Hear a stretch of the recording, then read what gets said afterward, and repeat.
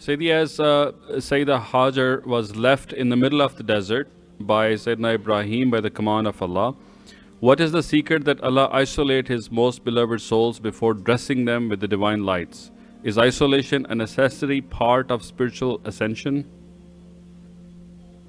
Yeah, isolation is the same that was given to Sayyidina Yusuf, which is the surah at the entry level, because the 12th parda is Surat al-Yusuf for entry level, Surat al-Kawthar for the heavenly level, and both of them have the reality.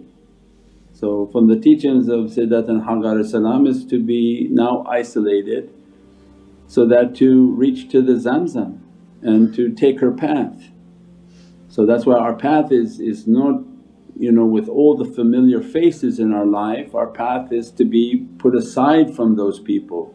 Those familiar families and relatives and all these people will stop every path. Every time you go one they're gonna come back and tell you, no, don't do that, do this, don't do that, do this, don't do that, do this.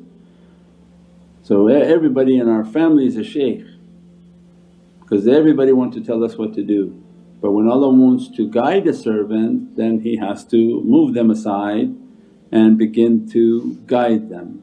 So there's a hikmah of Sayyidina Yusuf being isolated, but he didn't need to be thrown in a well. So it's not that Allah commanded the brothers to hurt him, because he could have been done by the command of his father who's a prophet, that send your son to this well, to this region and leave him there. So what we're trying to clarify is that abuse is not condoned by Allah, but saintly souls and Prophets whom are saintly realities, they endure with patience against the oppression of bad nafs and bad characters, regardless of how pious and how holy the families are. So that becomes the reality of being patient. And then isolation. If Allah wants to raise you, He has to isolate you, and if the seed ever wants to grow it has to go into the ground. Nobody wants to go into the ground and the world is just filled with a whole bunch of rotten seeds and there's no fruit bearing plants. But if we go into the ground and we isolate from people, we don't need people, I need to know my Lord. What happens if I go in, all of a sudden something beatific will come out.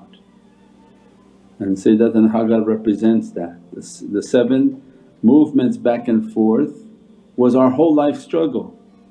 What she accomplished in the 7 movements we try our whole life to accomplish and many people will never accomplish it.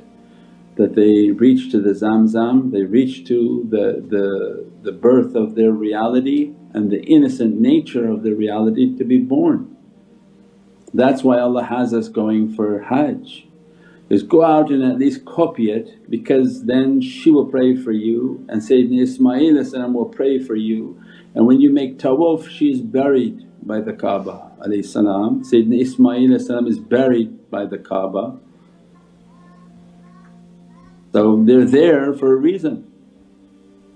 And the bad mannered people that say bad things, oh you people are like this, you people are like that, Allah has them all making tawaf.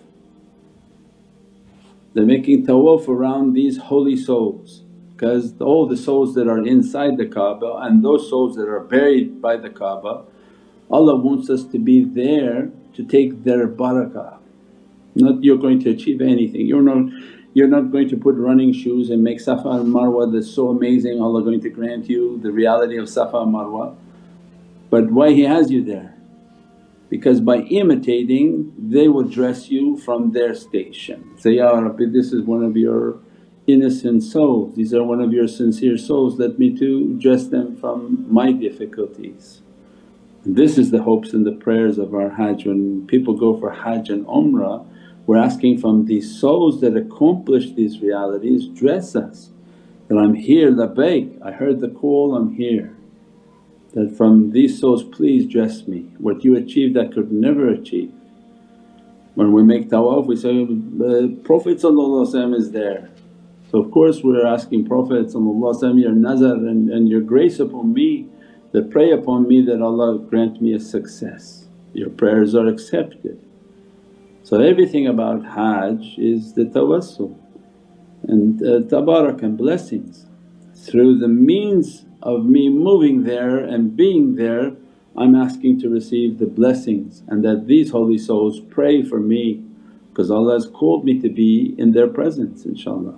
Subhana rabbika rabbil izzati amma yasifoon wa salaamun al mursaleen walhamdulillahi rabbil alameen. Ila Shaykh Nabi sallallahu alayhi wa sallam alayhi sahbihi kiram wa ala mashayikina fi tariqati Naqshbandiyya al-'aliyya wa sayyid sadatina siddiqina. Al-Fatiha.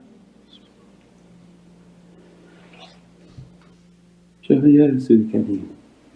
Ameen.